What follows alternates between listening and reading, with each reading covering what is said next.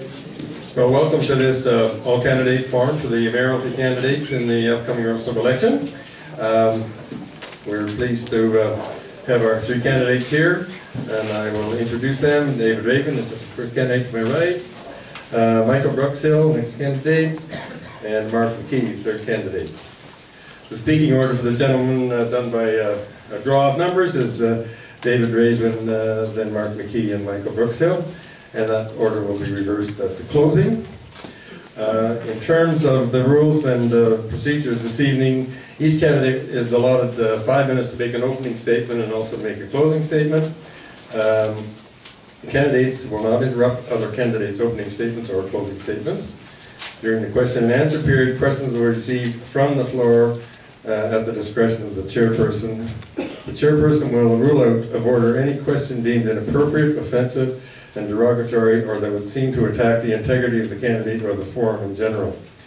Questions accepted from the floor will be limited to one per individual and a maximum of 1 minute.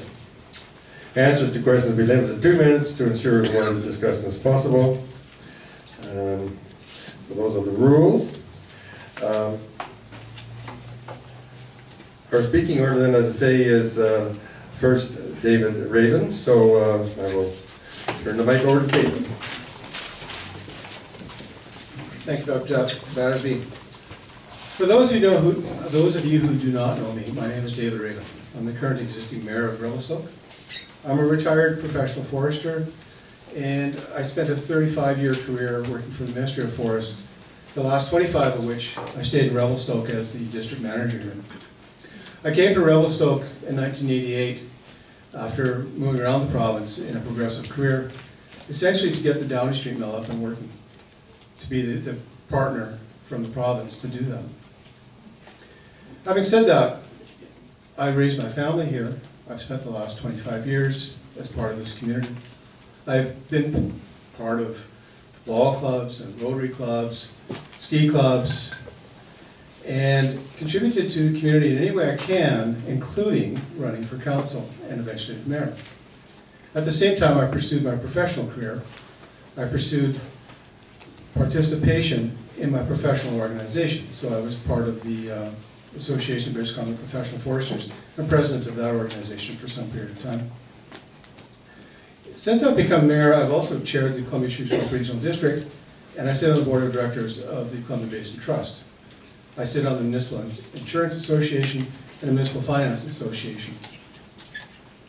My biggest accomplishment, though, is being a grandfather to Emma, to having a second generation, a third generation coming through as part of this community. It's being able to partake and contribute and feel and grow and encourage that spirit and dynamic that we know as Revelstoke, to have the lifestyle that we know as Revelstokes, continue forward and share that with not only my children, but my grandchildren now as well. What I offer is leadership, experience, competence, managerial skills, and a proven track record. However, what I'm not, and what I'm not may be either a positive or a negative, depending on how you see it. I'm a quiet person. I don't have an ego. I don't have arrogance. I don't have self-centered need to be the center of attention. I don't enjoy large, big parties. I'd rather have a glass of wine and a nice dinner. I'd rather have an intellectual conversation. I'd rather talk to people, and I enjoy that maybe more than anything else with this job, is being able to talk to people throughout the community of every form. It's not just the leaders of the community, but those of us that partake in the community and rely on the community for our livelihoods and our lifestyle. That to me is probably the biggest enjoyment of all, is being able to share our accomplishments. But being quiet and unassuming means I don't share with you and everybody who works with me my strategies, my accomplishments, the reasons that I do things. And many times my accomplishments have to be judged by the end result, not necessarily how I get there, because it's my own abilities to think through a strategy, to follow a plan, to be compassionate, to be understanding, and shrewd in the way I achieve my goals and the goals of the city. An example would be that we've downsized the staffing at City Hall, but we did it through attrition. We did not pay severance. We did not rock and roll and kick, but rather we waited for attrition. And I've done that a number of times in other organizations that I've led. So to communicate that message to people sometimes has a sensitivity and sometimes has a lack of understanding of where the objective really is at the end of the day. So I'd much rather be judged on my accomplishments,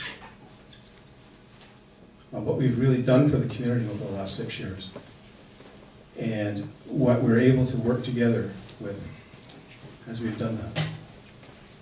So with that, I will use the term we, because we is us. I work as a team. I share the accomplishments. It's not about me. You won't hear me use the word I a lot. I will step out of my comfort zone to say I did this, because I prefer to say we did this. We as a community, we as a council, we as a team, we as an organization have accomplished these goals. So thank you.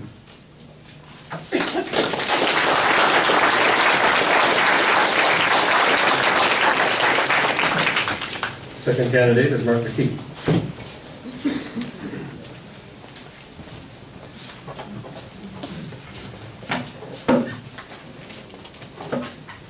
Thanks, Jeff. My name is McKee. Is this thing on? Can you guys hear me? Is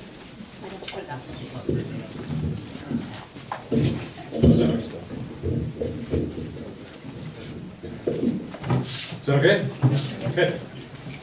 Well, the first thing I like to say is I like big, wild, loud parties, but at 58 they have to end at 10 o'clock, so timing is going to be just about perfect for tonight.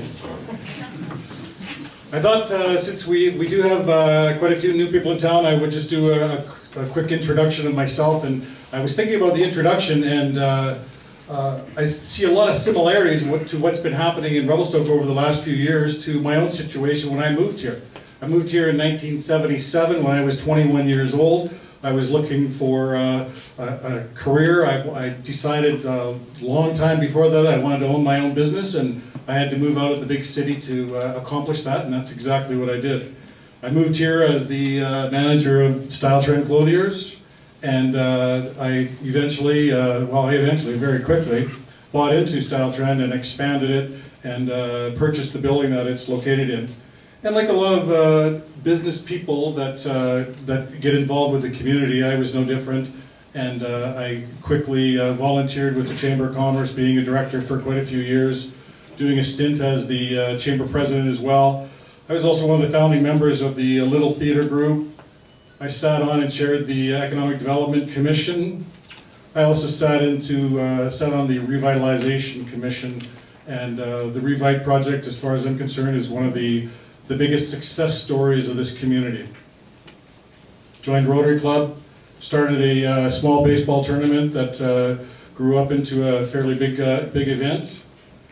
And in 1990, I progressed and was asked by quite a few people to run for council, and that was my first foray into city council as a councillor.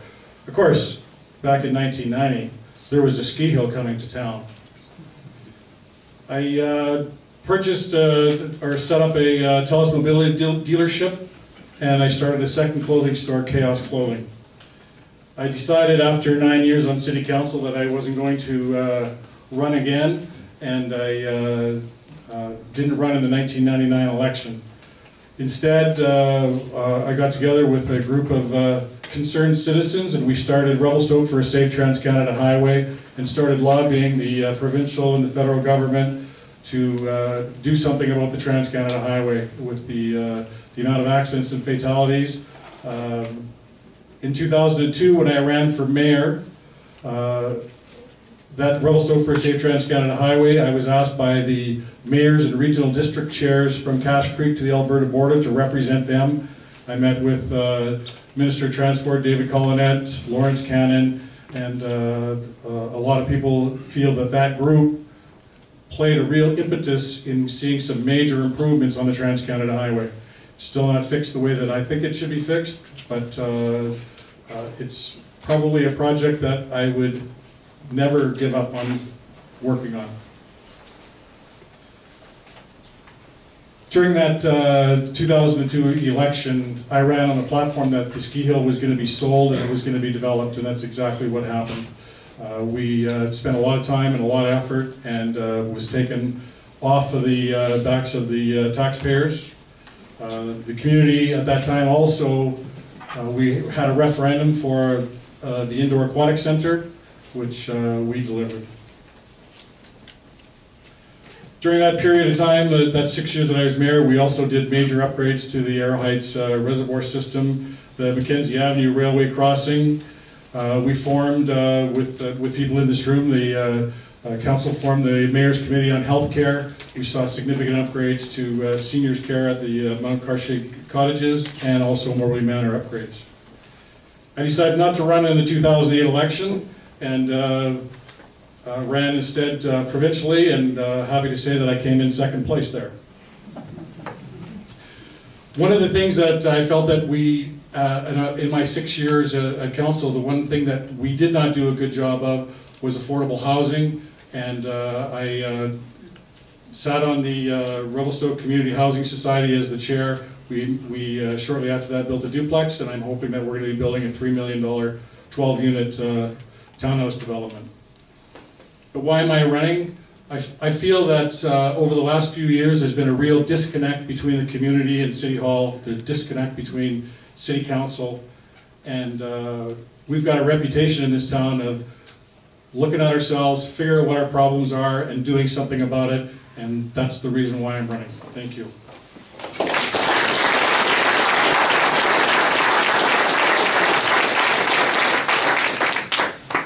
The third candidate is Michael Brookshill.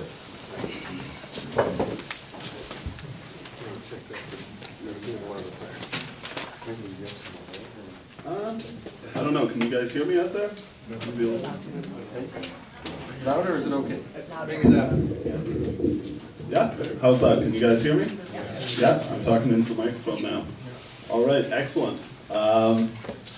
Well, I'd like to start by thanking everyone for coming out tonight and the Chamber of Commerce for putting on this evening. Maybe I'll also start by saying that I'm pretty nervous. I've never done anything like this before, and I'm like my two competitors here. So for those of you who don't know me, and there could well be quite a few of you in the crowd, my name is Michael Brookshill, and I am running for mayor. I first moved to Revelstoke in 2003. I came here first in 2001 to visit my brother, to go skiing, and to go tree planting. Since 2003, I've called Revelstoke home, and yeah, I love it here. Over the years, my family has all moved here. My parents now live and work in town. I have two brothers, two nieces, and a nephew, so I've really put down roots in the community. However, over the years, I've also gone traveling a great deal. I've traveled to 25 different countries. I can speak some French, fairly good Spanish, and I've learned enough of 6 or 8 other languages to get by. About 7 years ago, I set out with my brother David here from the Mexico-US border on a bicycle. We went down to Panama, and then we bicycled from Panama back here to Revelstoke. And let me tell you, I was very happy to get home.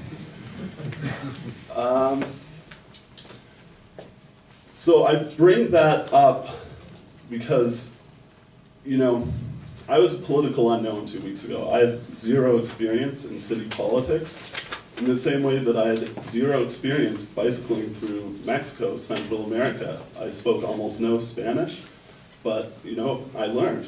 I figured out how to do things on my own and with the help of my brother.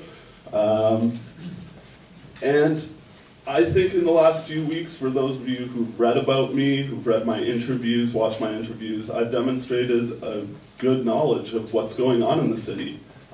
This is because I read a lot, I care about the city, I pay attention to what's going on. but also because I talk to a lot of people, and I talk to a lot of people from all walks of life in town. And I think that's very important. The job of mayor, as far as I'm concerned, yes, he or she, but in this case it will be he, unfortunately, runs city council, but I think the mayor is the most visible member of city council. The most important part of the job is listening to people and bringing those concerns and ideas to city council, and then working with the council that you, the people, vote in to accomplish the goals that we as a community have. So another thing maybe you should know about me is that I'm honest. I'm not going to make any empty promises to you tonight, because as one vote on city council, I cannot do anything without the support of the fellow councilors. I'm just going to talk to you about my vision for Revelstoke and the kinds of things I would like to see happen and what I've heard from you. I've been going around knocking on doors for the last 5 or 6 days, and I've heard a lot of feedback from people. And the number one question I get from people is, why am I running for mayor? And the honest answer is that I personally did not want to vote for the other 2 choices. And I knew there was a lot of other people who felt that way. And in a democracy, I think it's really important that we have choices. And I wanted to give people another choice. So my vision of Revelstoke is I currently see the city working very hard to attract new businesses, new people to town, which is important, but I would like to see the focus shift to the people who are already here. The men, women, children, the businesses that already exist in Revelstoke. Those are the people I would like to see helped. In the last 12 years, since 2002, our debt has risen from $6 million to just a little under $18 million. I think this is irresponsible. As City Council moves forward, we do not have that many options of what to do. We have to save money in order to ensure a bright future for our children. So, in short, I really think Revelstoke's a wonderful town. I love the people here. That's not what I want to change. I would like to change the direction we're going. Thank you.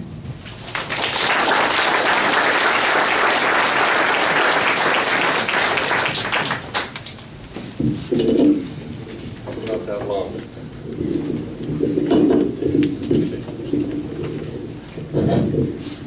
The next section involves a number of questions that have been pre-circulated to the candidates, and we did have 12 that we used for the councillors, but we thought that was going to, for each of the candidates to have 2 minutes to answer, that was going to consume too much time, so we reduced the number of questions to 6. Each candidate has 2 minutes to answer the individual question. And they will they'll do a rotating order. We'll start with David and then Michael and Mark, and then the next question will start off with Michael and then Mark and then David. So they keep rotating the questions around. So the first question is, what is your position on DCC, development cost charges, and do you think they achieve the intended purpose? Are they a help or a hindrance to economic growth in the future?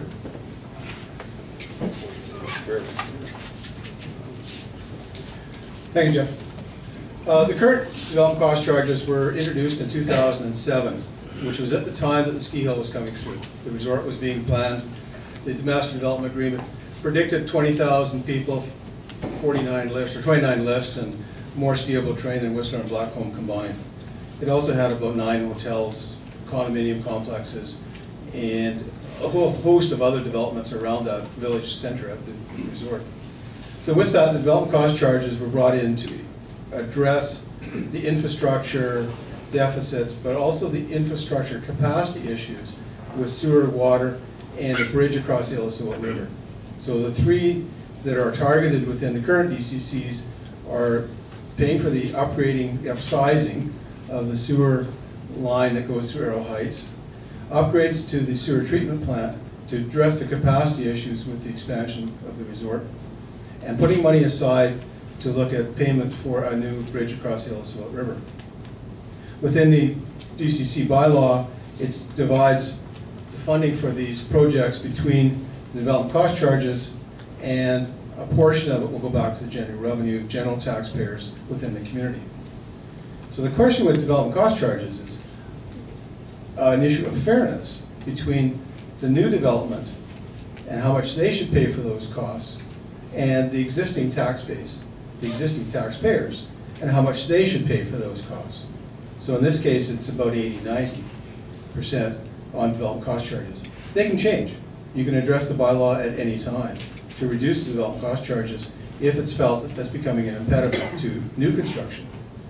When you do that, let's address the fairness issues with respect to how much the current taxpayers, all of the general taxpayers, will have to pay for either capacity issues or those services that are needed for the new development. If it is a problem, and it could well be a problem, we should address it. Want to do it there or here? What do you want? I don't know. You can use that line. You can put it whatever you want. Your choice. Oh, you're giving me a choice. All right. Maybe I'll just stand up. Yeah, we're not going to get problems like that. Maybe I should just do it sitting down. All right, thanks, Jeff. So thank you, David, for explaining development cost charges so well.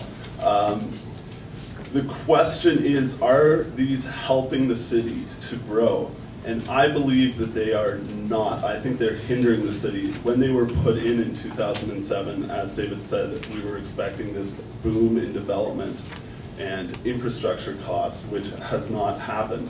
I think currently they're constraining construction in town, which in turn, construction helps fuel the local economy, as well as new houses in town, new suites, new infill housing helps grow the tax base. So I believe that they are too high, and specifically in that category of adding suites to people's houses. This can help people generate income, increases the property value of their house, which increases the tax base. As well, new suites and new infill housing I think is important to help bring the cost of housing down in Revelstoke, which I think is too high and is a very important issue for a lot of people. So I also think that the current cost structure, which penalizes people from doing renovations and creating infill housing, but the renovations specifically leads to people doing illegal renovations, which when they're not inspected leads to unsafe housing. And it also just makes a lot of people angry that they cannot renovate their own homes without paying a cost, paying a fee to work on their own home. So I think we need to look specifically on lowering them in that area and perhaps all across the board to help spur development. Thank you.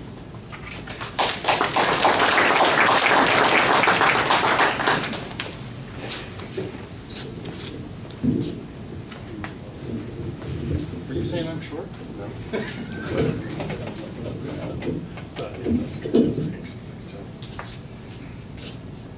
Do you think they achieve the intended purpose? And the answer to that is yes, they do. The intended purpose is twofold. One, we all here have paid for a water system, a sewer system, and if development comes and it needs to increase that capacity, well, we've already paid for that system, so why should we pay for another one? Development should be paying for it. It also ensures the development that there is actually going to be capacity for them because it's a planned process that is going to meet the needs of that increased development. Is it a help or is it a hindrance? It helps because it gives them, it assures them that it's going to be there for them, but the hindrance is the price tag. And what's happened over the last few years is that development hasn't come at the rate that we expected it to, so I think that there's an opportunity for us to look at these development cost charges, see if they're relevant, and if there's an opportunity to be reducing them and helping business, then that's what we should be doing. Thank you.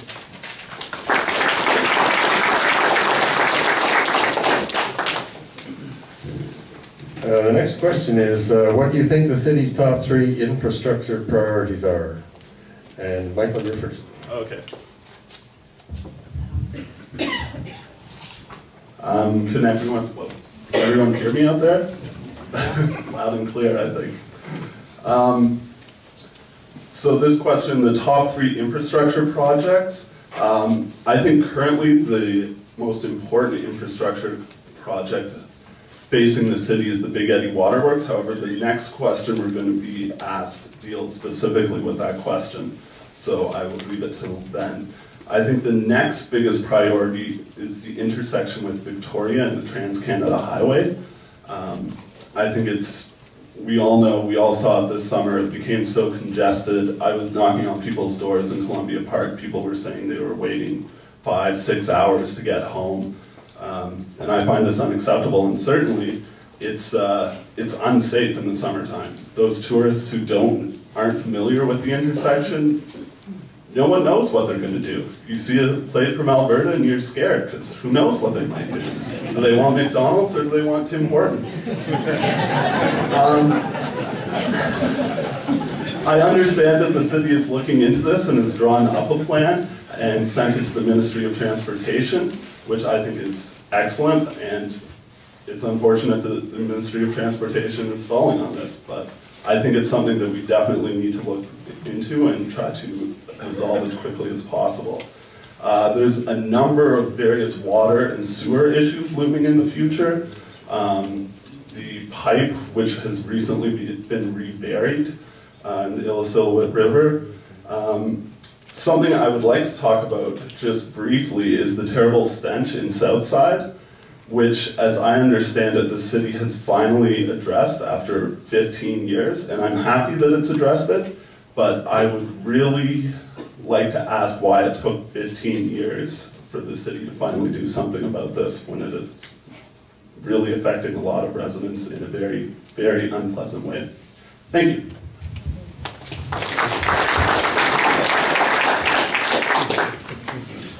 So I agree with Michael. The Big Eddy water is probably the biggest issue because it's a health and safety issue, and it has to be dealt with properly. Sewage lagoon, but something else that I think that needs to be looked at is knowing what our infrastructure deficit is, and I think that we are working on that, but it's really going to impact this community for years and years to come. Is that you're going to hear a lot about infrastructure deficit. It's not just Revelstoke, it's across Canada. And it's not a city issue, but Thomas Brook water users are going to have to be dealt with. These are our neighbors and they've got a health problem as well. And we have a solution that we should be helping them.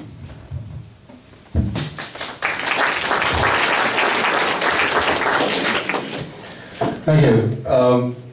3 infrastructure priorities is a politically loaded statement. Really, we have an asset management plan that prioritizes all of our infrastructure.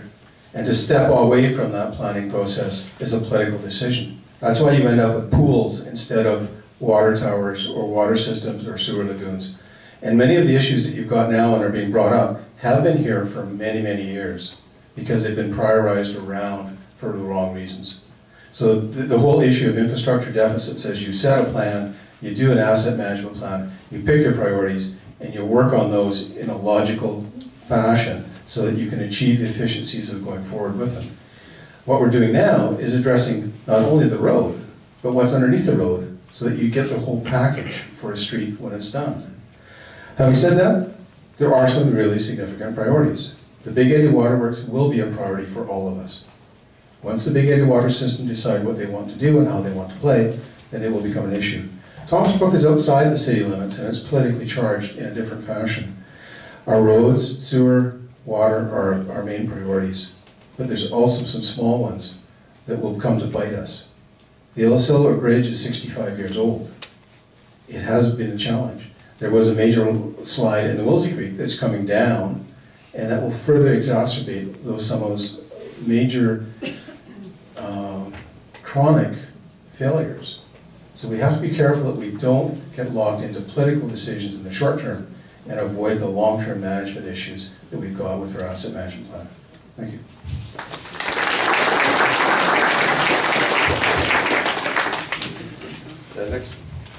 Next question is, how do you think the city should address the issues of the Big Eddy water system? Okay, Big Eddy water. Again, I was on council when we went through the whole water system years ago and the issues that were around it.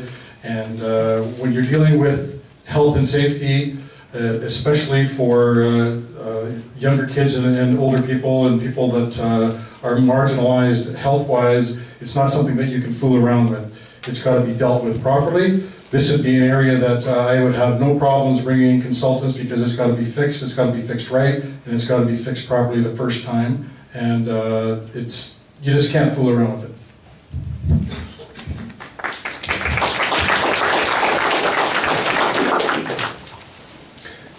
I was first exposed to the Big Eddy water system in 1978 when I worked for the Forest Service in the Big Eddy. So I've known that system, I've known its challenges and its issues for years. The water sampling occurred in our men's washroom in the Forest Service office. I know the samples, the problems that they've got. The Big Eddy water system, though, is owned by the 96 ratepayers over there. It's not owned by the city. So the city have a moral and probably a legal obligation to provide all of our citizens with safe water. The challenge is to get the Big Eddy water system on the same wavelength. And we will do that. We took a step this afternoon at council to hire a consultant to at least get a state-of-the-art understanding of what that system is all about. It was built in 1956. It was upgraded by BC Hydro in the mid-60s with the construction of the Arrow Dam, and the existing reservoir and pump system was put in 1981 by BC Hydro in compensation as part of the Revelstoke package. The rest of that water system was added ad hoc over time. We're not sure what's there. But you're right. We as a population and our neighbors and our ratepayers will have to help the Big Eddy have a safe water system. And the sooner the better. We took a step today at council to hire a consultant to do the initial planning work because of a very tight timeline to catch the Build Canada funding applications in mid-February. That's 2/3 funding. That will be the first step. We will look for the other third to hopefully mitigate the cost to everybody. But we do have to address the Big Eddy water system. There's no question.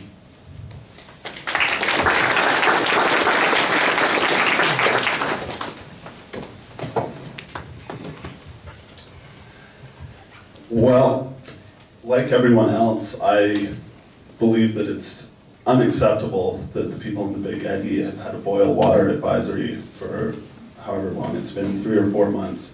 I think it's very important that everyone in Canada has access to safe and secure drinking water. And the fact that the people in the Big Eddy do not is a little bit ridiculous given where we live. Obviously the amount of water here is quite extraordinary. However, I was at the council meeting this afternoon, and the steps that I had written down to answer this question were taken. I think I was kind of disappointed, but I was really happy to see it done at the same time.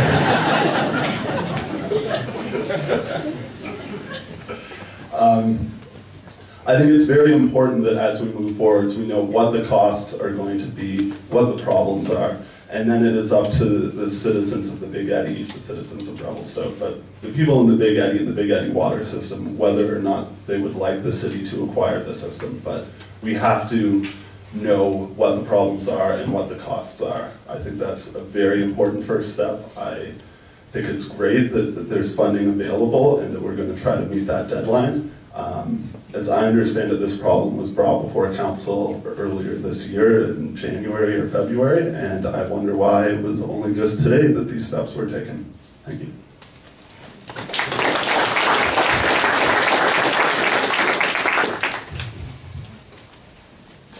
To change the pace of things a little bit here, we have 3 questions that are amenable to yes or no answers. So just starting with David and going down to the end. First question is, would you be supportive of an annual Gay Pride Day in Revelstoke? Yes. Absolutely. Yes. I should remind you that this thing is not very lively. That any candidate has the opportunity to say no, they don't want to answer any given question. The next question is, would you consider lengthening or reworking the transit schedule so that working people can use the bus to commute? Yes, and we've done that in the past, actually. Yes. Absolutely, yes. And the third question is, would you take steps to simplify the budget presentation so that the public is more engaged? Yes, and if you look at it the last 2 years, we've done that. Yes, and I think we can continue to improve on that. I'm with him.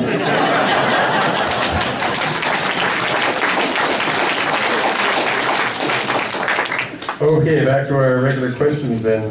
What do you think the city can do to attract businesses that pay a living wage? Starting with you, David. Okay, the living wage is above minimum wage.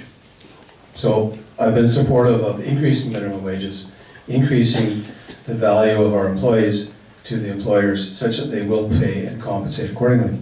Having said that, a living wage is not going to be necessarily a service industry wage.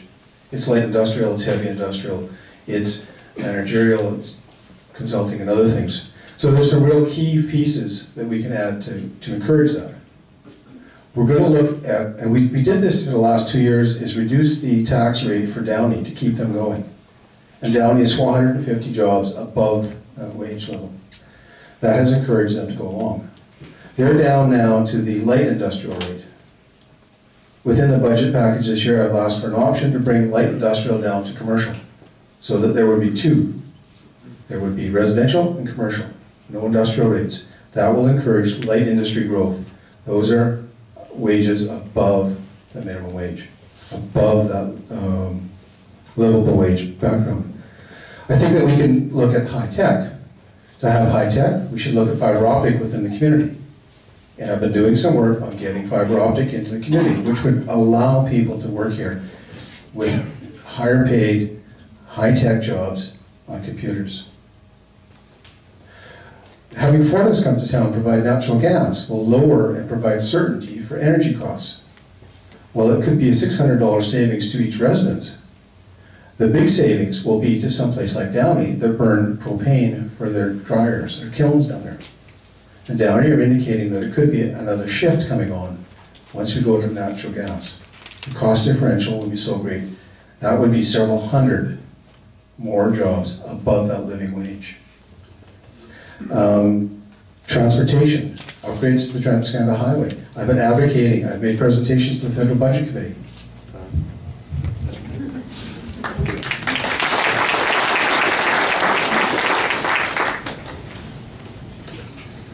Well, I think this is the big question, how to attract businesses that pay a livable wage. I think that lowering commercial taxes to help small businesses will help, because I believe that the small businesses in this community, it's the small business owners a lot of the time that are making the livable wage. And I think that promoting small businesses that are already in town is very important. I also think, well, I have to say David Raven did do a good job of promoting some of these other businesses that I was going to talk about. But I think we need to, the City Council should speak up for some of our industries that are already here. Some of the tourism industries. I think that City Council should speak up about the logging on McPherson at the Begbie Bench area. I think a lot of work has been put into these, and it attracts a lot of people to town, which creates a lot of jobs. On Boulder and Frisbee, they're logging more and more. Those are important snowmobiling and dirt biking areas, and those are huge industries in town. I think we should try to promote more tourism in the shoulder season. Bird watching down on the flats is world class, and I think that that's a completely untapped industry, which will exist as long as there are birds flying. I think that the town really needs to focus on promoting the businesses that are already here in town, as well as helping the forestry industry, expanding the pool of value-added wood industries in town, I think is very important. Thank you.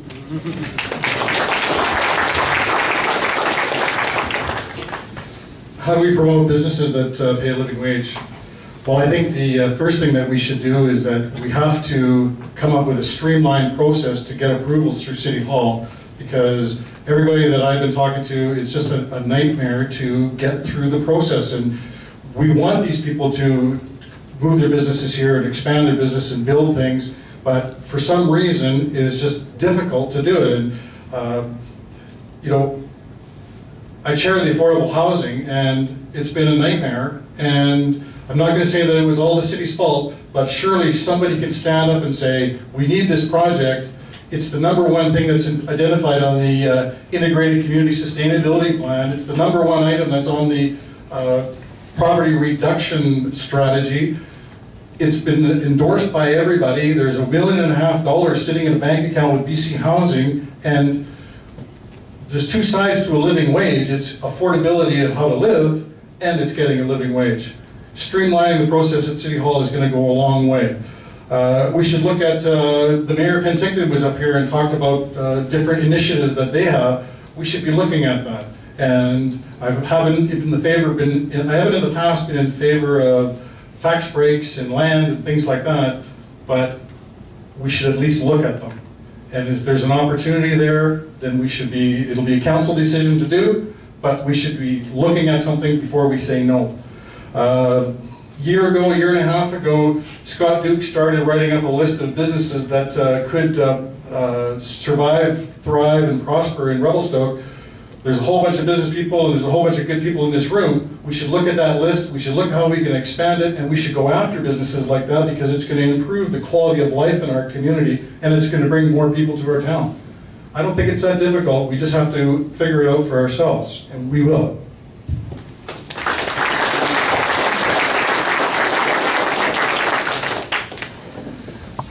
Next question, what should the city do about the golf course? Well, this is definitely a difficult question. When I first looked into the golf course, I was under the impression that it was in dire straits. However, I understand that it is not about to die. The clubhouse does need renovation, and it does have some infrastructure deficits, and it certainly has dwindling membership numbers. I think a good first step would be better marketing just out on the highway. A couple of billboards on the highway would attract more people coming into town. I think that's a good first step, very easy, not very expensive. I do have another idea for the golf course. I think it would be an excellent place for a community greenhouse. They've built a hugely successful one in Invermere, almost entirely through CBT funding and community funding. It supports a lot of people, it supports quite a few jobs as I understand it, as well as supplying education on how to grow food for people. This town does have a food security strategy, however there's been very little done to implement it. I think this would be an excellent first step. As well, I think it would get a lot of people out to the golf course who do not normally go, and at the very least, I think it would supply a lot of very good vegetables for the restaurant there and get a lot of people eating there. Thank you.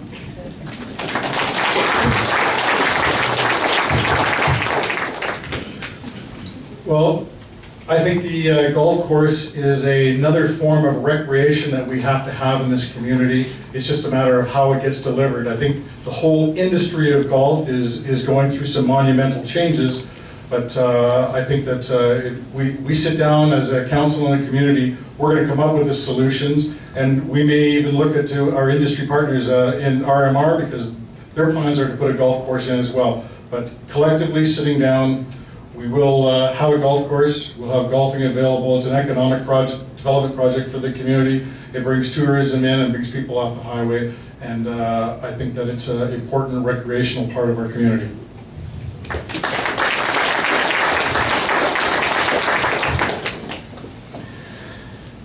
So as part of my lifestyle, I skied 65 days last year and I played 65 rounds of golf. So I'm biased.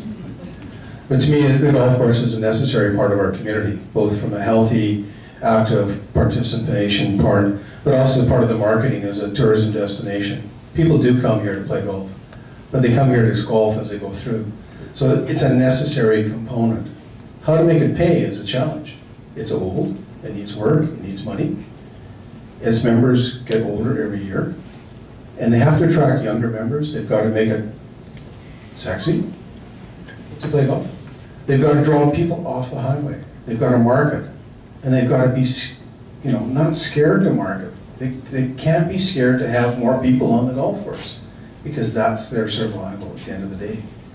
I mean, I never thought of the idea of being able to tee my balls off a cabbage, but you know, there's some real interesting thinking there. There may be other options that go with it. And you know, having grown up in the Slocan Valley, there's some other cash opportunities that I just haven't thought about. But the whole issue is to get more people to play golf who have the funds to do it. Every golf course in BC has the same challenges. And partnerships may be, well, a big piece of it. Let's be open to partnerships. Let's be open to all kinds of opportunities that may come along. It needs a bit of help to keep it going, but it is a big part of our community, and it's one that we need. Thank you.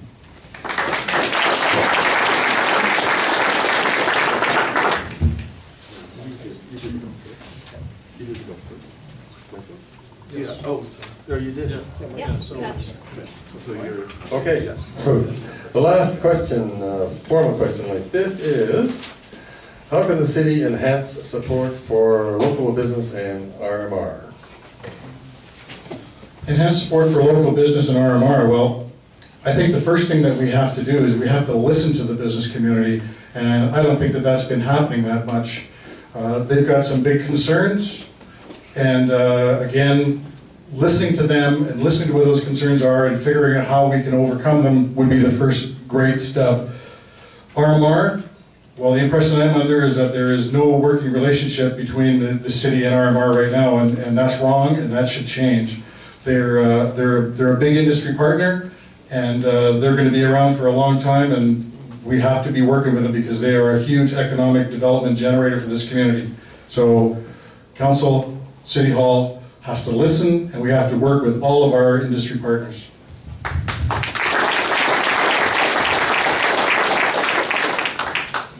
So the next, sorry. Sorry.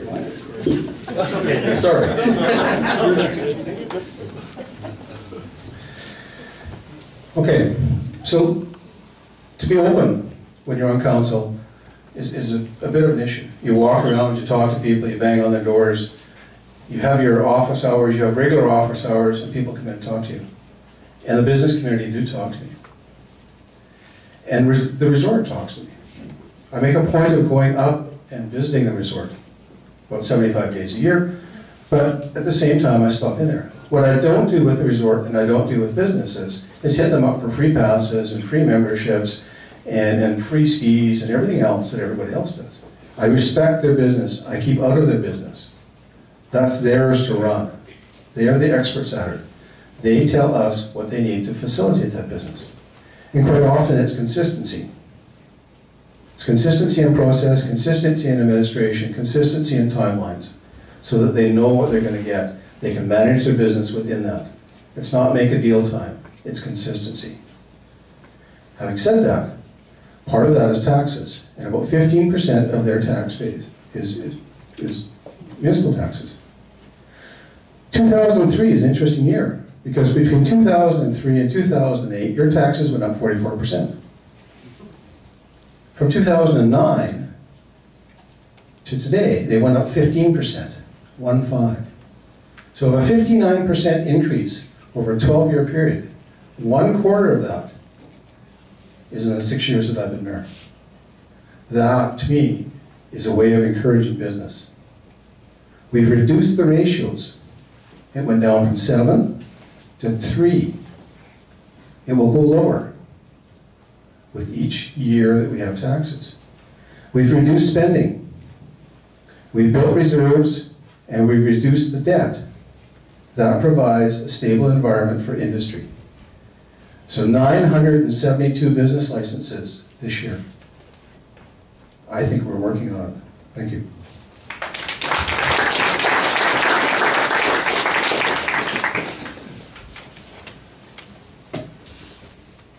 So I think that this question was framed very, very well.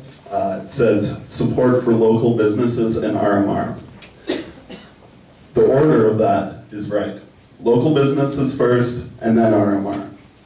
Don't get me wrong, I think that RMR is a very important part of our community, However, we are a resort community, but we're a community first.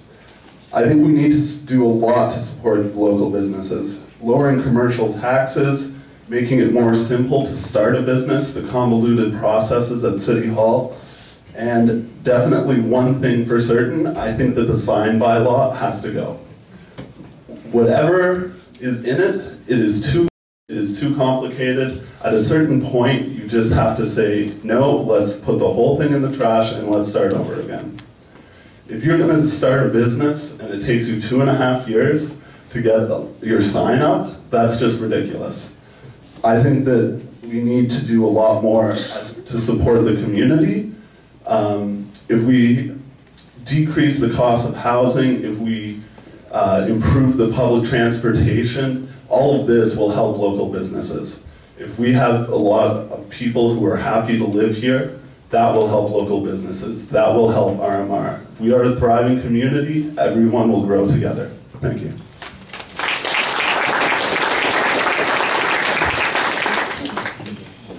Thank you.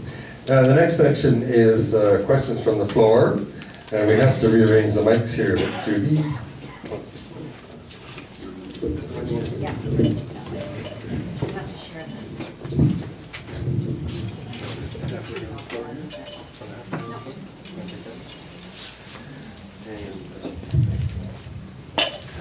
So Judy's just going to set up the mic there. Questions to the candidates have to be addressed through that mic, please. When you come up to ask a question, please identify yourself.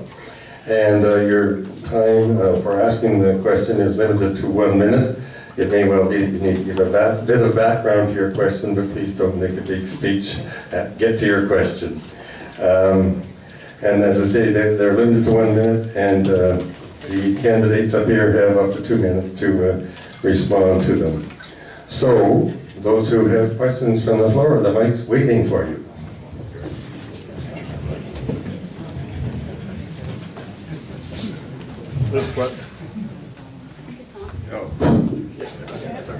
This question is to Dave and Mark. Now you've answered, this is regarding Big Eddy Water. You've answered a part of the question. But the most important part of the question hasn't been answered and hasn't been addressed. The most important part of this question is, what does the Big Eddy do? In the meantime, our property has become useless if we can't develop and build anything or do anything in the Big Eddy. When it might take 1 or 2 or 3 or 5 years, the city hasn't got a great record on timing and speed, and so I am concerned that whole Big Eddy is going to become stagnant if we can't develop, and we're going to go and get our taxes appealed. So, you know what happened the last time? They were cut in half. So I'm asking you, the question is, are you able to, and are you got the will to, change the bylaws so we can build in the Big Eddy starting tomorrow?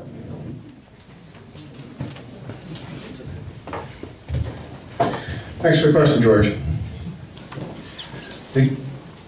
The Big Eddy water system is owned by the 96 people who use it, the 96 ratepayers.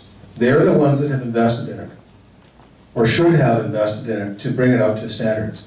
It does not meet provincial standards now for development. And that's why the Interior Health have stepped in on quality and volume. So the question then comes to you as taxpayers in Revelstoke, but moreover as ratepayers, because you pay water rates on this side of the river for the services here. The Big Eddy pay for their services over there.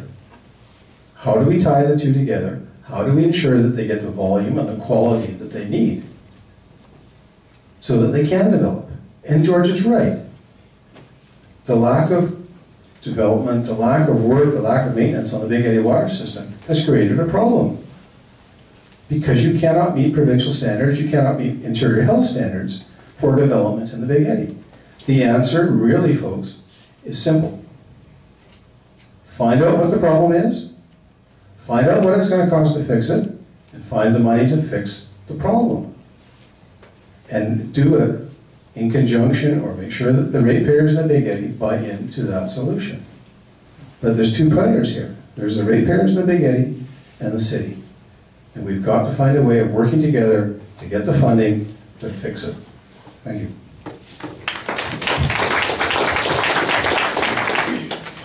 It's unfortunate that this issue came up a year ago and the community is basically hearing about it now. If this was downtown core, a lot of people would have been moving a heck of a lot faster and it would have been dealt with a lot quicker. It's unacceptable that development has been stopped. I don't know, George, the legal answer to the question, but we may not be legally able to make approvals when there's other authorities that are in play here. So it's unacceptable, it's got to be fixed, it's got to be done properly, and it's got to be done as quickly as possible so that the Big Eddy is the same as everybody else.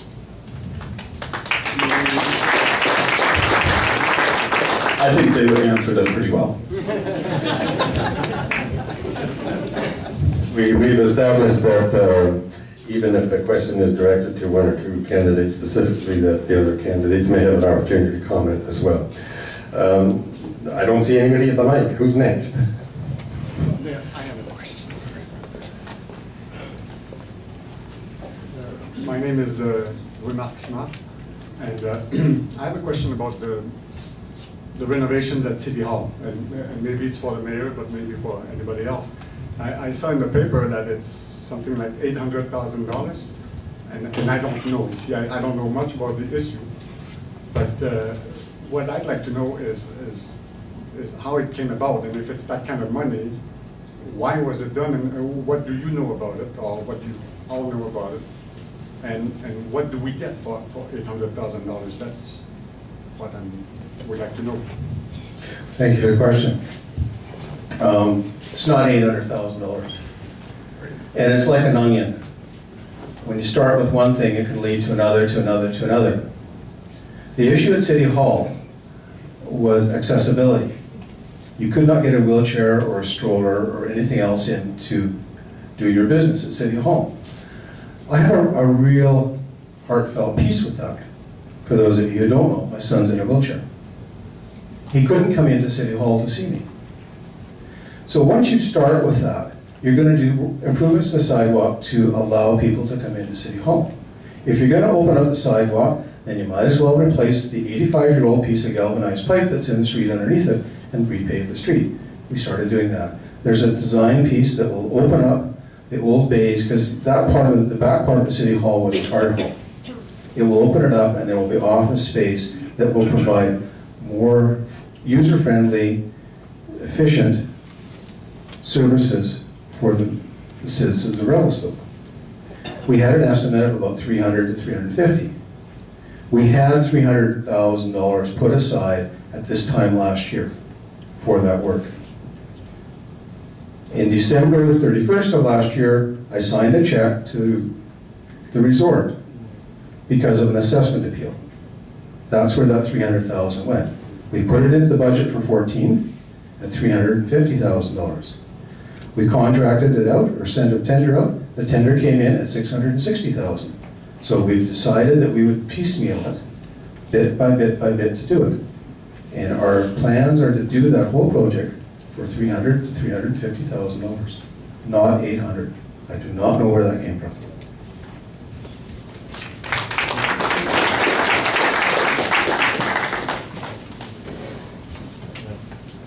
I do understand the value of when you start a project, when you open up the road, fixing what's underneath, trying to get value for money over the long term.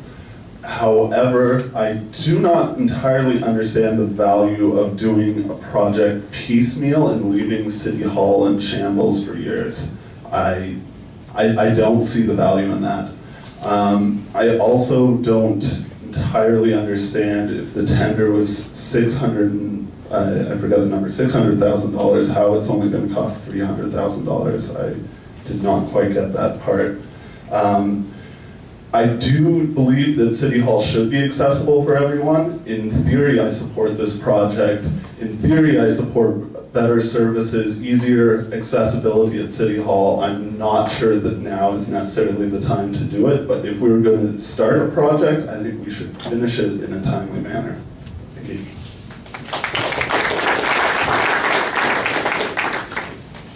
I think the onion should have stayed in the fridge. I don't know how you rip something apart and not have it planned out properly. We're building a ramp up to an office that's gutted. The whole thing just seems odd.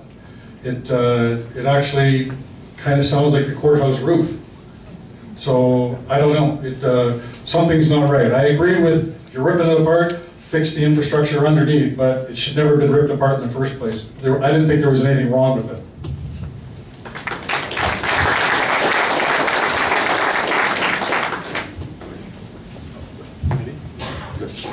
My name is Glenn O'Reilly. Can you all hear me?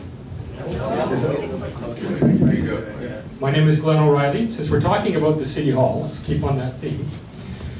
I'm not going to make accusations here. I was told by a senior staff member that the work in City Hall would be done with city staff on the cheap. As far as I know, this work was undertaken without a plan in place. Demolition was done without a plan in place. Then they started working forward towards a plan. The plan was done by Middlejohn Architects in Kelowna. As far as I know, this was done without being put out to tender, which makes no sense to me. So my question then is, what is going wrong in City Hall with who's ever running the show there, that they could actually undertake such a project without a plan in place and then leave it in the state it is for, it's probably going to be 2 years. And this question is for all of you. Thank you.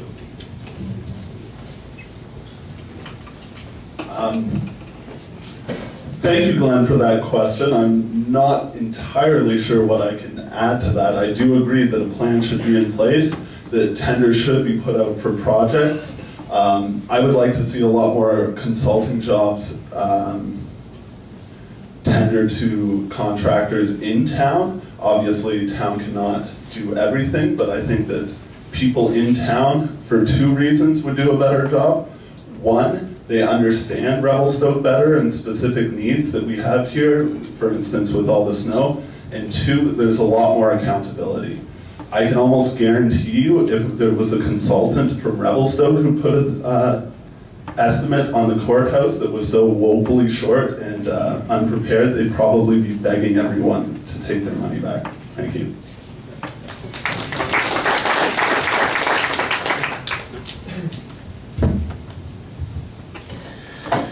Okay, again, we started in the fall of 2013. We hired an architect, we started the tearing apart the lower piece. We then had to use the money to pay a debt.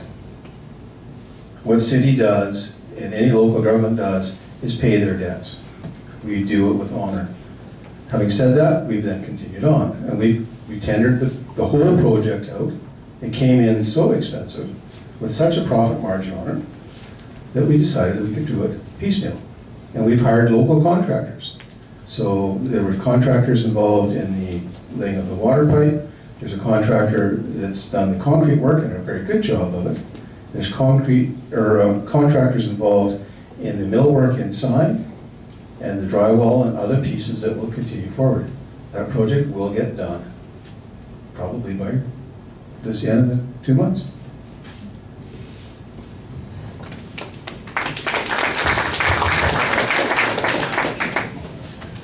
Okay, who's the next question? We don't have to use up all our time, but we have to leave 25 more minutes.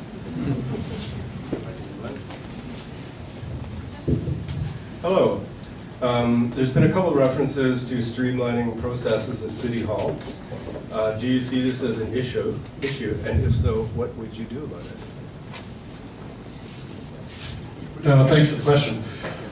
Which is exactly what my point has been, is that we need more certainty at City Hall. We need a process that people, contractors, homeowners can rely on, that they know what they have to do at the end of the day, and they know what it's going to cost, and there's going to be some certainty if they go through the process that they're going to have an approval. And I talking to all kinds of people, that's not happening, and I for the life of me don't understand it. It should be something very simple, but for some reason it's not.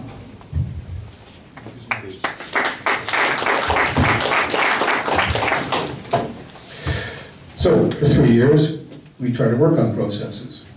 So 972 business licenses in 8 months. That's 40 weeks. Do the math. That's a lot of business licenses in any one day. We've increased the building permits. There's 20 homes with building permits over a 6-month period. That's not an inefficient organization. They're being processed quickly. We're addressing almost every aspect of our service levels at City Hall to ensure that they're processed more quickly, but within the constraint of not increasing the expenditures and budgets for that service level. It's the old service level tax thing coming into play again. But I use another example, I'll share it with you, it's from some time ago. There is a group that built a church in town. They got the building permit on the Monday and they built the church on the weekend. You can do it if you get your act together, if everything's in place, and the designs and the commitments are there to do it properly. That's the secret. Know what you're getting into, do it properly the first time, and it will go through. So a sign bylaw, it's not months to get a sign. They can get a sign through in 2 days if you have it within accordance to the designs that are specified. It's not that hard. Major renovations in different buildings downtown have gone through within weeks. You're hearing the bad stories. Thank you.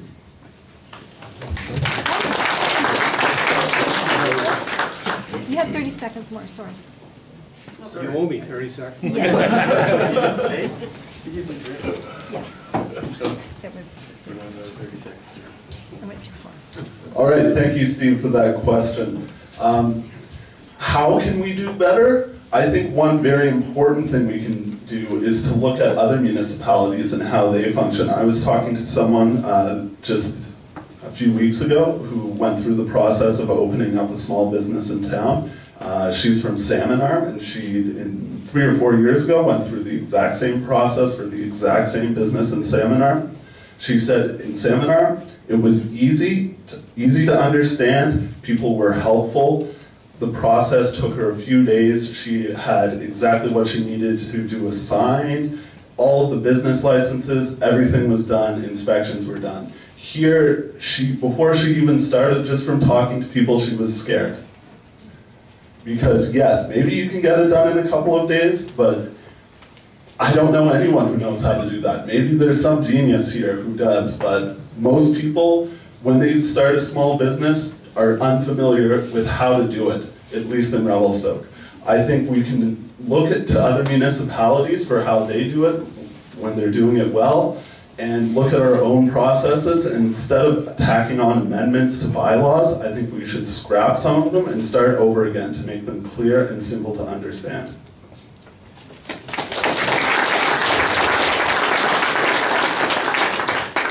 You want to speak to that one, Mark? I already did. I was first, Mr. I'm just trying to be fair. You need a new question. I need a new question. Good evening. My name is Giles here. I'd like to know your thoughts on supporting the growth of the recreational industry here in Revelstoke.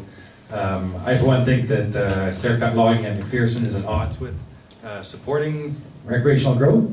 And I think what happened over on Begbie Bench there on the way out to the falls was not that great.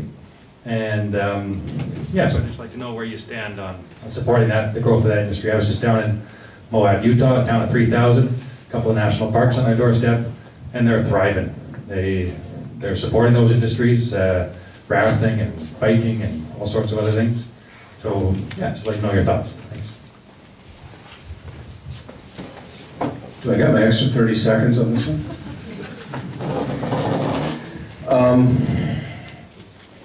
It's a little tough to give you a short answer, Gilles, because I was involved in this as a land use manager for the 30 years prior to becoming mayor. Having said that, the province owns 96% of the land in the province. The land that you're talking about is provincial land, and it's governed under a plethora of legislation and land use planning issues and regulations and guidance and everything else that goes with it that says that it's multiple use. It's not a park, it's not single use by and large. So when it's multiple use, the users have to get along. However, in some cases that takes a lot of talking, a lot of giving, and a lot of to and fro to come up with something that's reasonable and works for everybody. The cross-country ski trails, the bike trails on Mount McPherson, I remember when they were logged. I worked on those areas 40 years ago, in 1978. I was instrumental in the creation of those trails with Ken Gibson and others in the Forest Service. The Begbie Falls ones were the same with the mountain bike trails there. You know, I've been part of that for 30 years. So I understand the values and the role of tourism in the economy. It's public recreation, being private, you going out by yourself, and then commercial tourism, which is you taking somebody with you and charging them to do it. They've both grown in Revelstoke.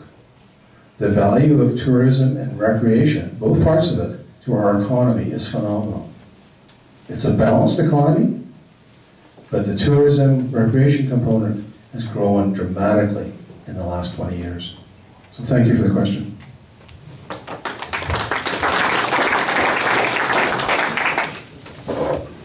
So I've already talked briefly about the importance of those trails. As David mentioned, they are outside of the municipal boundaries. Specifically, those trails, TNT and the cross-country skiing trails that BCTS has put on the block, so to speak, to be logged. I've heard that they've said that they would consider changing the plans if there was enough public outroar. These plans were announced in early September, I believe. I think that the city should stand up and say, these trails are important to us, not just for tourism, but for our recreation. People are out there all the time picking mushrooms in the last few months. We go out there to walk our dogs. It's a huge part of our community. And I think that the city should be standing up and voicing our concerns for all of these areas. Stella Jones is going to be logging more on Boulder and Frisbee. In the next 20 years, I'd assume that Cartier is going to they're going to start logging there as the timber ages. And I'm a firm believer in the forestry industry. I've worked in it for 13 years. It's how I make my livelihood. And I can tell you, the local companies in town will never get the contracts from BCTS. We've never gotten them from Stella Jones. I don't know exactly how it works with the actual logging, but basically Stella Jones and BCTS are not supporting our communities. These logs are being shipped elsewhere, the jobs are going elsewhere, and these are important parts of our community, and I think City Hall should be standing up and fighting to protect them. Thank you.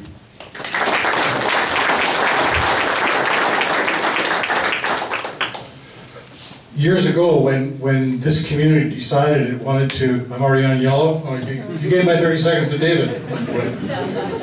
This community decided it was going to go after strengthening its tourism market, while obviously looking at the other economic tools that we have in our community. But this is happening just exactly the way that we said it would happen and what we wanted to happen. And the fact that we're not standing up and putting pressure to keep these values and working with these people, I don't understand.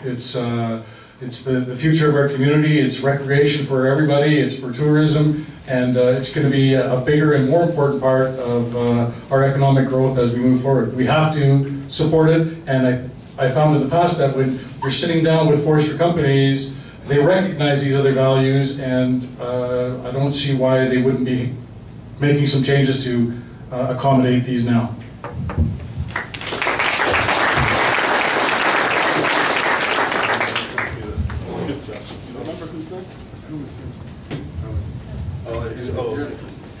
Next question. Anybody else have a question? Go ahead. And just remind people when they're coming up the front to be careful of the cords that are on the floor here. Or anybody under, please. I'm William. So I want to ask about the city, any plan to change the city sign bylaw? Because we on the highway, lots of sign half year is closed. We want to give the people more clear information, then let them we provide, then more people can stay in the town. So we can change the LED, the sign, those things. So we can change it, and when the season changes, we can change the sign, or we can provide it. Then provide more people stay in the town. And the other things, I think we're more clear about the sign, like the lights. Finally, I know the lights is a sign. So I want to know more clear about the city sign bylaw. So I think we need to change it. I want to ask, is any plan to change it or not?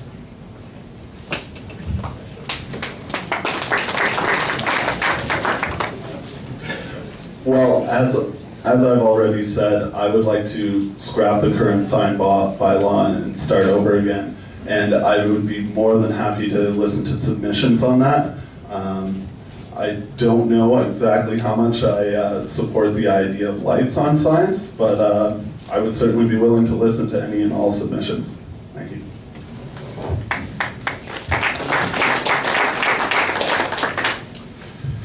Well, I think it's time to open up the sign bylaw a little bit more. I think the business community is having a difficult time going through it. I look at the process that one of my tenants went through to put a sign on our building. I think we should spend more time on the quality, the colors, the materials than we should on the content on the sign. As long as the sign content is not offensive, the business person, if they want to advertise their business a certain way, they should be allowed to. We should only be looking at the style of the sign, not the content that's on the sign.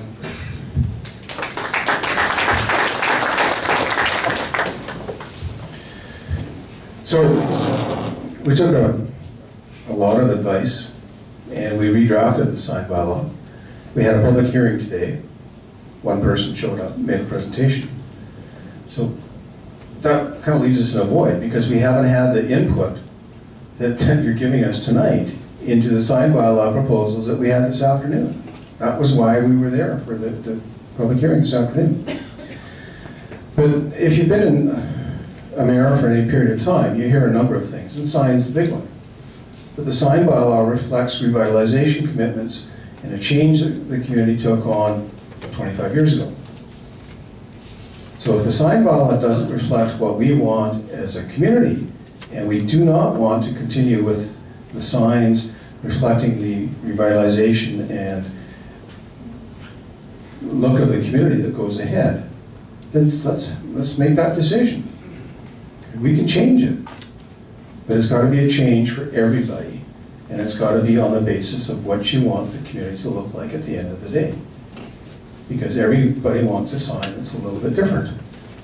Some people have signs that comply and they go through right away. I commented to a local business just the other day, thanking and appreciating that her sign was done quickly. So it's what you, as the taxpayers, want, you as the public want, as far as signs in the community. If you don't like the signs we got now, then say so. Because people will open them up and you can have anything you want.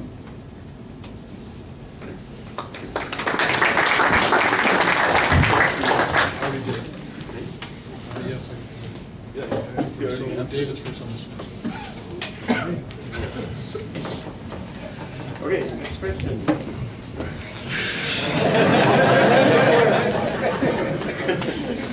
Hi, I'm Karen Schneider, and I'm one of the people that took 2.5 years to get the business sign on my building, or on the building I'm renting from. So the fact that there was a consultation, this feeds in perfectly. Yesterday and only one person shows up is a really clear demonstration that a lot of people in town feel it's almost pointless to participate in municipal politics or in trying to shape them, because the process with the city has been so difficult and frustrating and we feel like we're not heard. So my question is, how will you change that? How will you bring people back to feeling welcome to participate in community politics?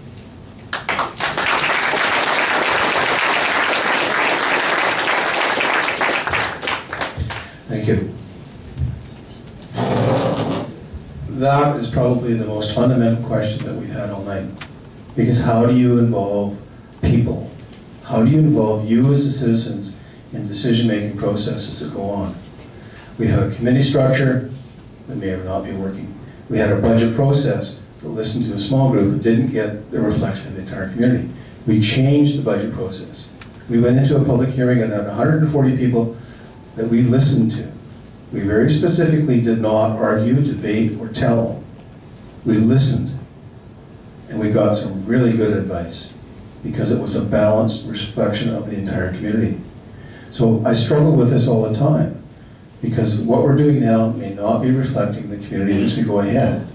And we have to look at who we are and what we want to do, what our vision is of the future. It's not necessarily my vision of the future, but it's rather yours. And how do we do that? We had some horrendous planning processes that tried to pull that out, and it didn't work. That's why they're not here. We had the Integrated Community Sustainability Plan that had public involvement in it, and it reflects the community to a much better degree. But we still need forums, we need to get people out. I have an open house my door is open on Monday mornings to listen to what goes on. So you come tell me. We had public meetings twice a year. We didn't have one this fall, but we've had them every other spring and fall for 4 years to listen. You have to make the effort and the commitment to come out and talk to us. That's the part of the bargain, right? We as council can listen, but you have to be able to tell us and be willing to tell us what you think. So, 2 pieces. Thank you.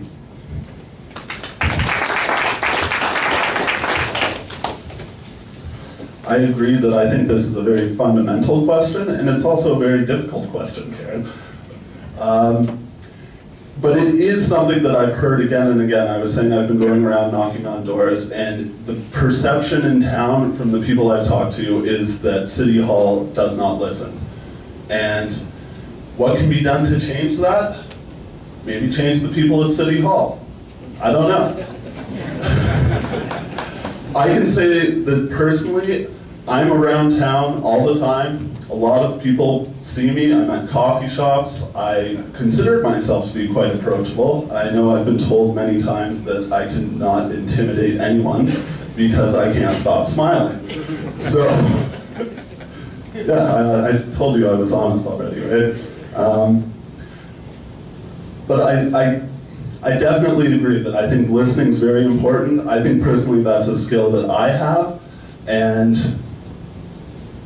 to be very, very humble, I would say that maybe to change things, you should elect me.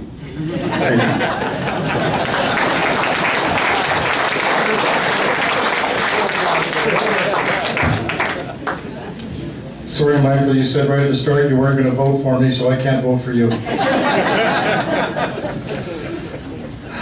Well, Karen Stein is who I was alluding to earlier, and it's part of what I was talking about in my introduction. I got cut off, and I'm going to talk fast because I only have 2 minutes, unless I get Dave's extra 30. But there is a real disconnect in the community and with City Hall and with City Council, and it's a real problem. And they can say, we listen, we act, but it's not getting through. I don't know how many people I talked to try to get her sign approved. I wrote letters, I went to staff, went to council, I went to all kinds of things. And I could only imagine what that $200 sign cost the taxpayers to go through the process. It was unbelievable. I saw one council package, I think it was 15 or 18 or 20 pages of photocopies on one sign. It's wrong, and it needs to be fixed. And I am the worst guy for going through bureaucratic red tape because it drives me crazy. Somebody has to stand up and saying, it's not right and we got to fix it, we got to do it differently. These are simple things, but they get dragged out, and it's unbelievable. But I'm reading this book, 10 Trends for Smarter Communities, and there's a lot of really great things in here. City Hall processes are often complicated and confusing. And what do constituents want? They want faster, better, cheaper services. And that's not describing us, and that's unfortunate, and that's what has to change. And that's one of the goals that I have, if I get elected, is to make some change and bring some common sense and get some and get some approvals done in a timely manner so that people know what's going on. That's not happening now.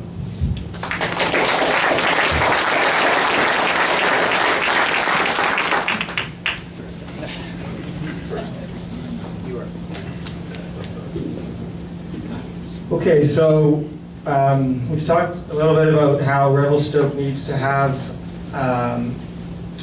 it has to draw business in.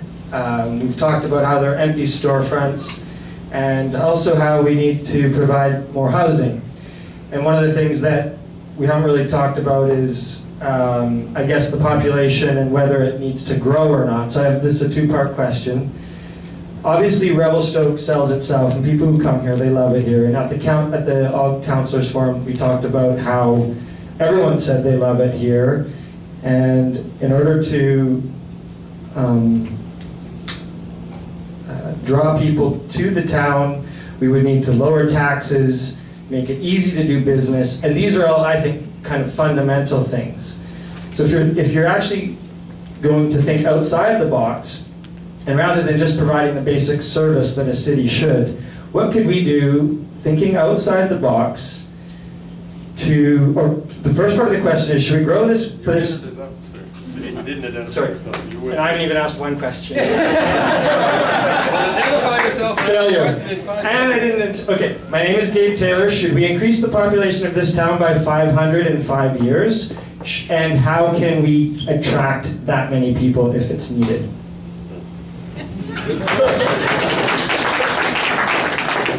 You nailed it the second time, Gabe.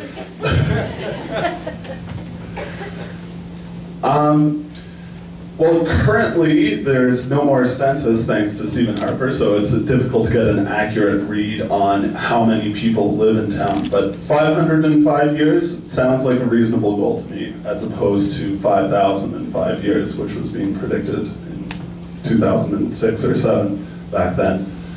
How can we attract people to town? Because yes, obviously people love it here. That's why we're all here, and certainly you hear it again and again. People come here and want to stay, but they have trouble. So essentially there's 3 things that can allow people to stay. A good job, which pays a very good wage, a cheap place to live, which allows them to live off of a mediocre job, and good transportation. Those are the 3 basic things. We've already talked about jobs and attracting businesses. I've talked briefly about trying to increase the housing pool to help lower rental costs, and we all agree that public transit could be improved to help working people. So we've covered those 3 basic ideas. I personally think that the housing could be the most important, or at least the one that City Hall could definitely make the biggest difference going forward. We've talked a bit about the affordable housing projects on the market right now. Unfortunately, those are for mid-level housing, not for the working poor, which is the direst need in our community. And to create truly affordable housing through the city, we'd have to have funding help from the province, and as long as the Liberals are in power, that won't happen. But the city can help increase the housing pool by lowering development cost charges and increasing, I'm running out of time. All right, thank you. Well, lots of ways that City Council gets its direction is through economic development strategies and surveys and the studies that we've been going through, integrated community sustainability plan, and that's really a mouthful, isn't it? I think somebody got paid a lot of money for coming up with that name. Poverty reduction strategy. It's going to be, and what the community has told previous councils is that they do want the community to grow. Everybody comes out with different numbers, but let's just start with 500 over 5 years. It's nice, easy, round, attainable. But we still need to get our house in order. We still have to have a process that people know that they can get through. Affordable housing is going to, one day is going to be approved, and it's actually going to get going. I'm looking forward to that, believe me. But that's what's going to happen, is that we have to do 3 or 4 different things to make it easier for people to move, set up a business, build a house, get a job, And we will grow, but we have to clean up our act a little bit first.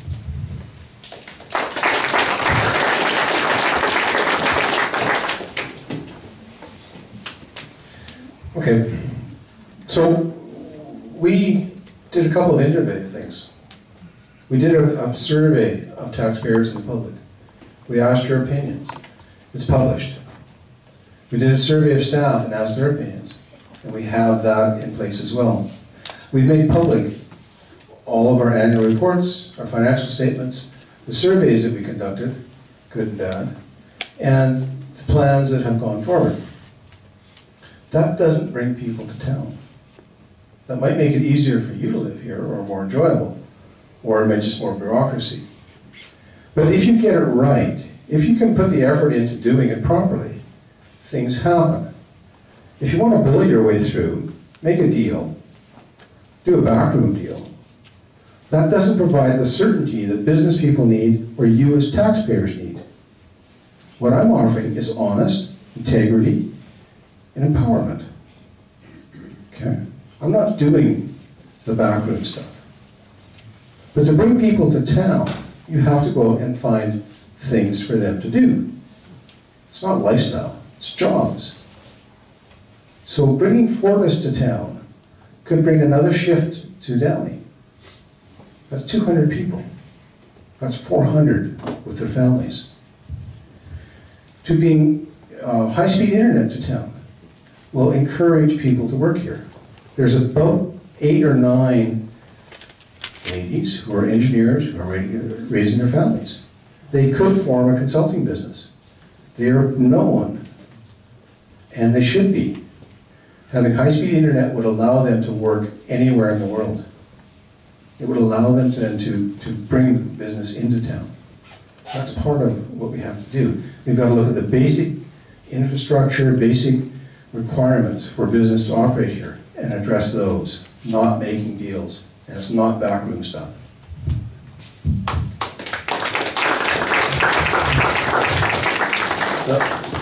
Glenn, sorry, say that's the end of the questions. 8:30 is 8:30. And this will be your second question. But we'll make one exception and then that's it. I appreciate it. I hope everybody else is in agreement with this. The democratic operation here. Thank you. I did one more. Mike? No, you're done. My question is about accountability, or the lack of accountability in City Hall, and I'll keep it quick. 2 cases in point. The cost overruns, the significant cost overruns on the courthouse dome, and the apparent need for a communication director at City Hall for $111,000 a year that lasted 2 months. So I don't want to hear excuses as to why these things happened. I want to hear what you 3 will do to stop this kind of lack of accountability from staff in City Hall.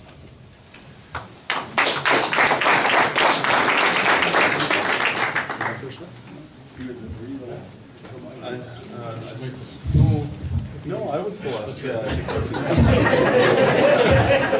I've been taking a piece of Okay.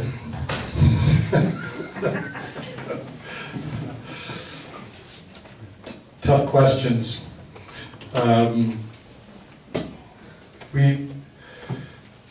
don't know what the answer is, but it's not acceptable the way that we've been doing things. And the courthouse roof, why somebody doesn't know that a 100-year-old roof is going to have lead paint is beyond me. It's just we hire consultants and we don't take them to task when we pay. We just end up paying. And I think that the last thing that we need in this day and age is a communication director to spin why that went the way it did, because I think that that's the mayor and council's job and senior staff to be telling the city what's going on and being accountable and being transparent. I don't think that we need to hire somebody else to be doing that. We're supposed to be running the city like a business and watching our expenses. And I don't think that that's happening.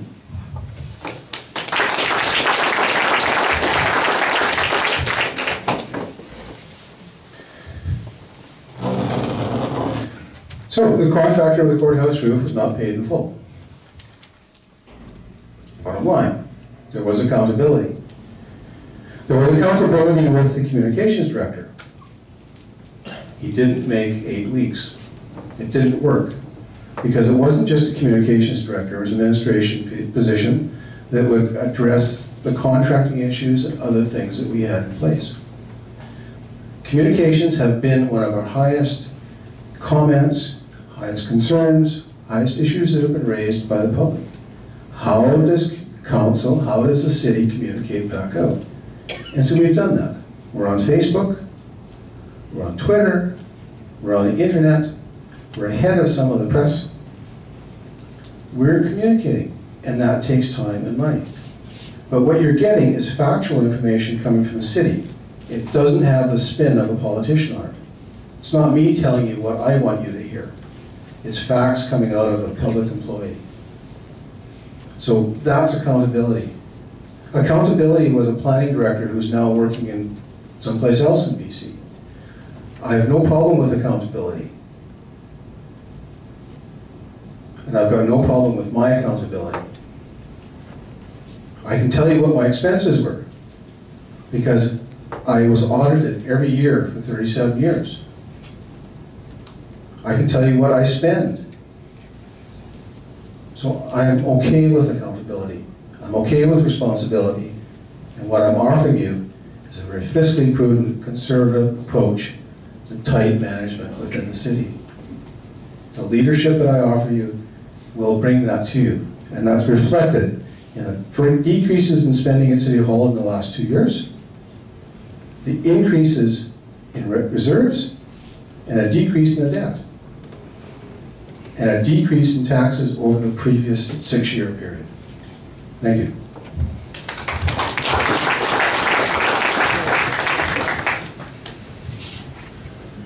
I do agree that accountability is a very important issue.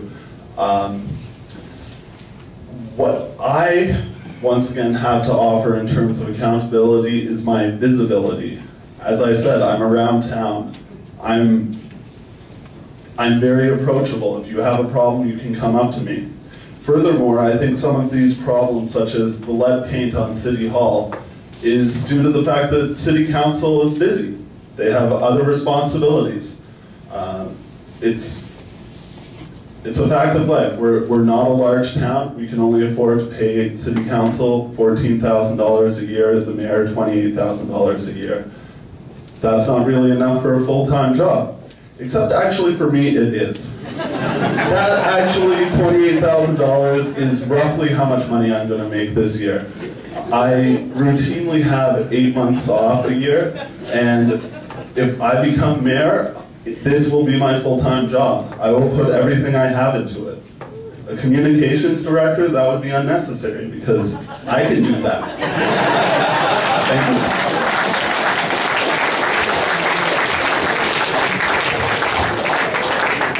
So this is the wrap-up time, and each candidate has 5 minutes to wrap up, and they go in reverse order from where they started. So number 1 will be Michael. Let's go. We just have to fix the mics here again.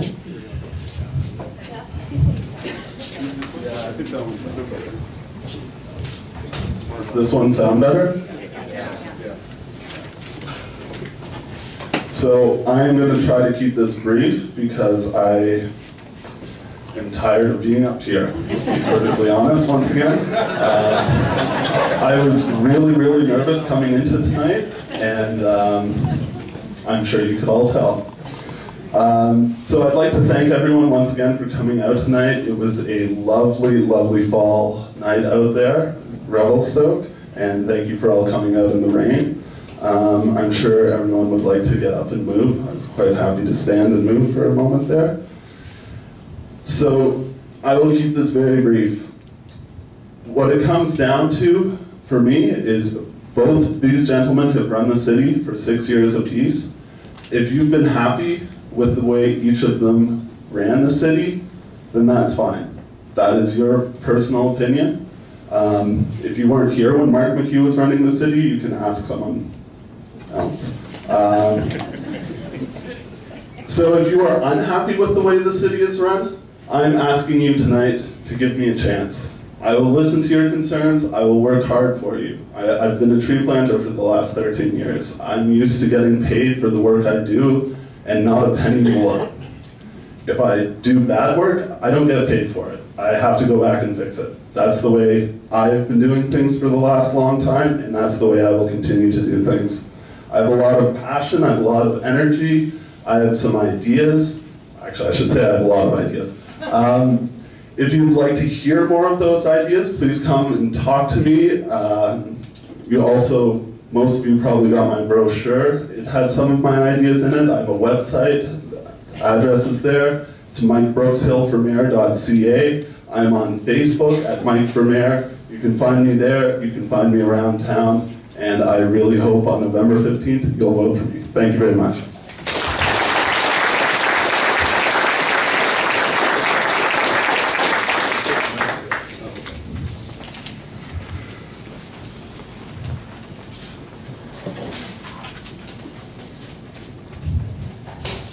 I'm starting to rethink my vote again, Michael.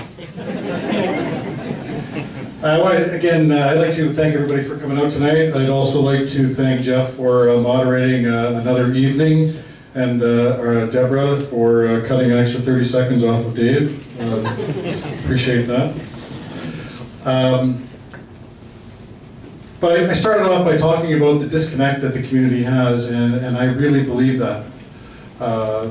Less and less people are volunteering, less and less people are coming forward and giving their opinion because they don't feel that anybody's listening to them. If they're listening, they're not taking any action, and that's not right. And that's not the way that this community was built. You look around this room, you look around the whole town, volunteers built everything of any value in this town, and I think that we have to get back to where we started and show respect to the volunteer community, because they're going to solve the problems, they're going to work on the issues, and they're going to come up with solutions. And I don't really care what it is, because we've done it before and we're going to do it again. David brought up earlier some financial items about my term as mayor, and I feel that I have to respond, is that when I came in as mayor, I inherited a $6 million deficit. We got a water treatment plant, $6.3 million. I was on the council previously that worked on that. RCMP building. These are things that we had no choice in getting. When we went to referendum, the community told me and council that they wanted an indoor aquatic center, and they were willing to go into debt $3.5 million for it. We also told them at the time that there would be an 11% increase in taxes for that. That's 44%. That period that we went with resort development, it was probably the busiest time that this community has ever had. And we were doing whatever we could to keep up with the demands that the community was putting on us.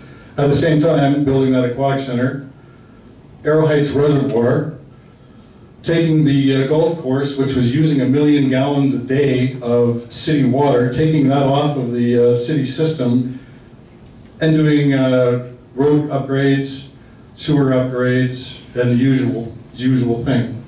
So when I finished my 6-year term, we were $12 million in debt, and that's what David started with.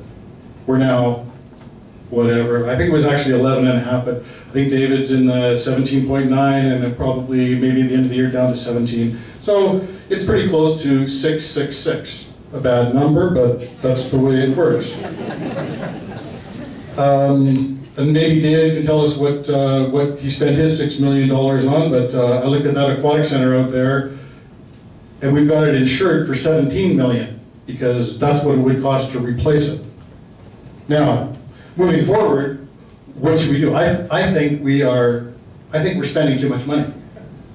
We used to have a financial focus group that looked at city finances and made recommendations to council, and some of them were listened to.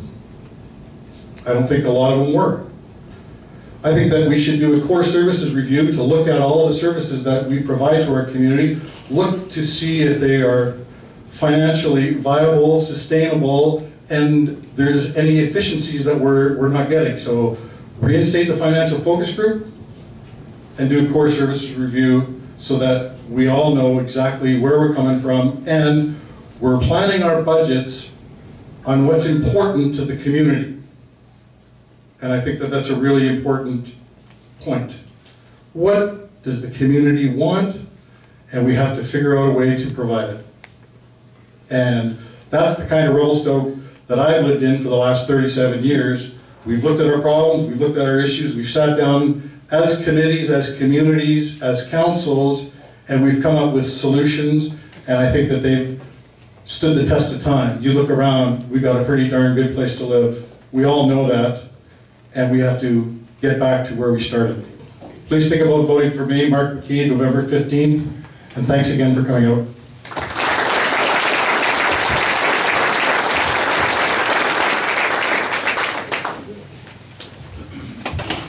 First, let me thank the Chamber for organizing.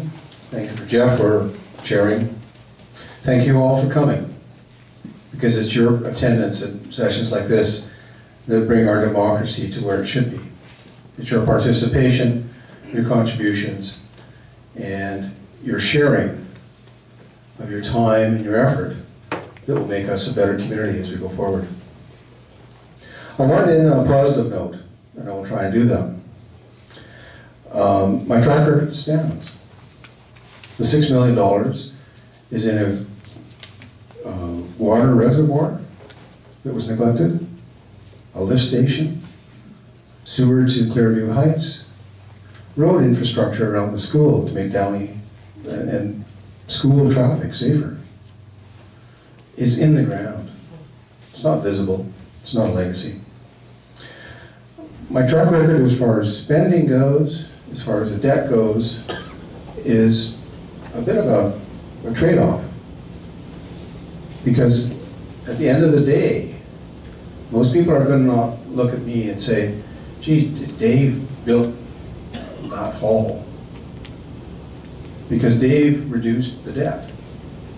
Dave reduced your taxes, maybe, as long as we can address the reserves and the debt and the cost of doing business and services. We did a core review. Frankly, it was a waste of money, because it told us what we already knew. We have looked and asked and challenged and asked again, and then tried to communicate to understand what the community wants, because the community is changing.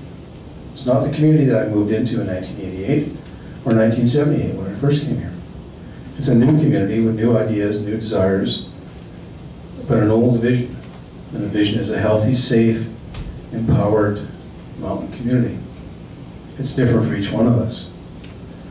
But I don't believe, really I don't believe, that we're in the dire straits that everybody's telling us we are. Growth is up. Numbers are up.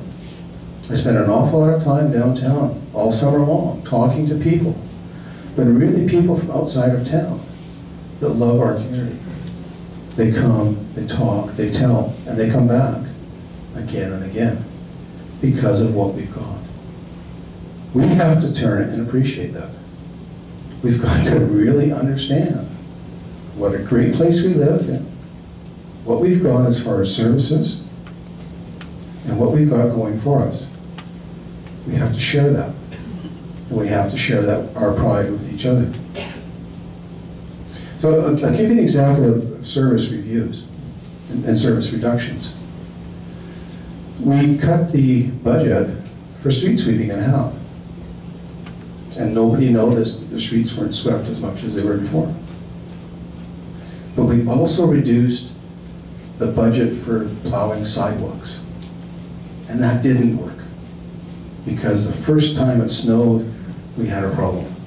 So sometimes you can cut services, and sometimes it's just not smart to. You've got to do the right things at the right times.